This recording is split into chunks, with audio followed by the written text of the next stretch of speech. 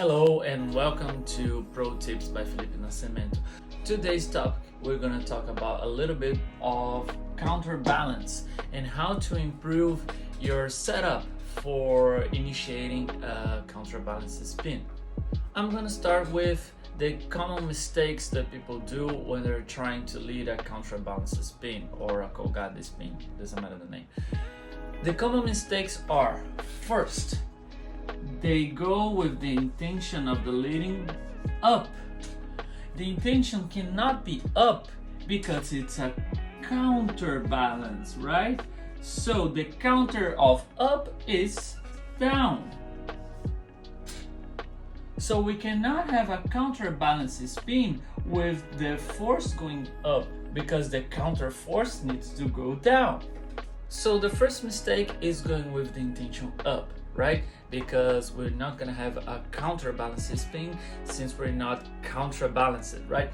So that's the first tip. Instead of going up, we need to go sideways. We need to go like this because the force is gonna be X here, and it's gonna be divided because the axis is gonna be right here in the center. So the counterbalance spin is gonna happen here. One person pushing here, one person pushing here, and we're gonna have the force divided in the middle, right? So that's the principle of counterbalance spin. You need to maintain the axis in the center with one person pulling to one side and another person pulling to the other side. The second mistake is trying to maintain the counterbalance spin with just your body weight instead of doing with technique. What do I mean by that? Remember that I told you that it needs to be forced like this and forced to the another direction, and the force must be X.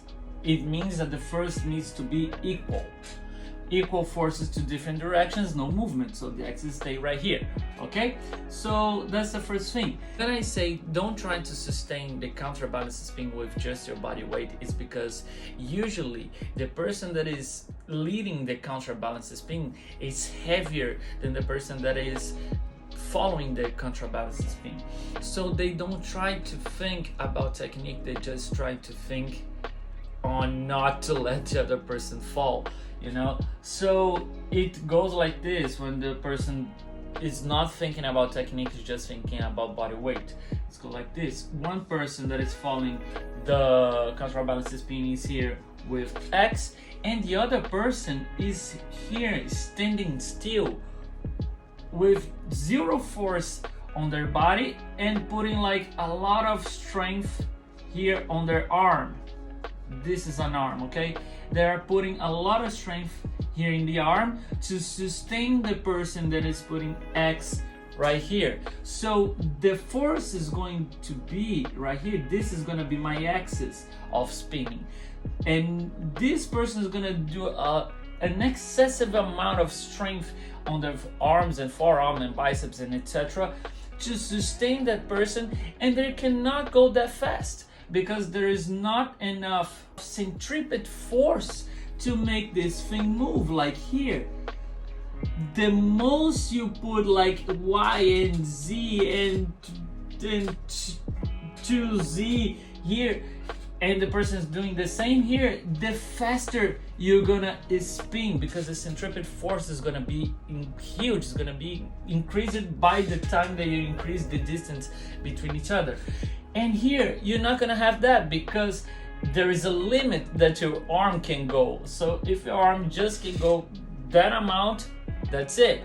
And the rest, the person's gonna try to increase like Y and Z and 2Z and blah, blah, blah, and then etc. And this person cannot do that amount of force, that amount of strength in their arm. So what's gonna happen? This person is gonna start to fall at the direction of the follower is pulling. So the correct setup to start a counterbalance spin with technique and safety. First things first, you're gonna do the intention not up. It's not up. This is wrong. You're not gonna do this. You're gonna try to push the person away from you. But how to do that? Doing the spin at the same time. You're gonna think like a letter C. You're gonna do like this, right? Because when you do like this, you're here and you're pushing the follower on this direction away from you, and you're starting the counterbalancing spin. So this is a standard protocol of how to initiate, how to prepare the setup of a counterbalancing spin. You're not gonna lift up the person, and you're not gonna sustain with just your body weight. You're gonna push away the person, not push away, don't use strength, but the intention of the leading is going like a letter C, like outside and back, and you're gonna start to go back as well and try to maintain the center of you guys like the axis.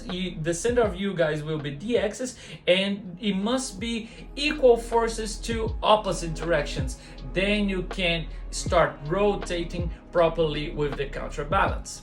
And last tip for the follower, don't do this with your body, like your hips are on front and your back is behind.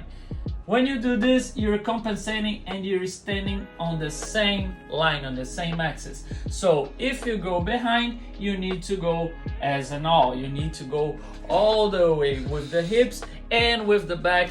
And since you guys are trying to do a counterbalance spin, you have to trust your partner, and your partner have to do all this correct technique so you both don't fall.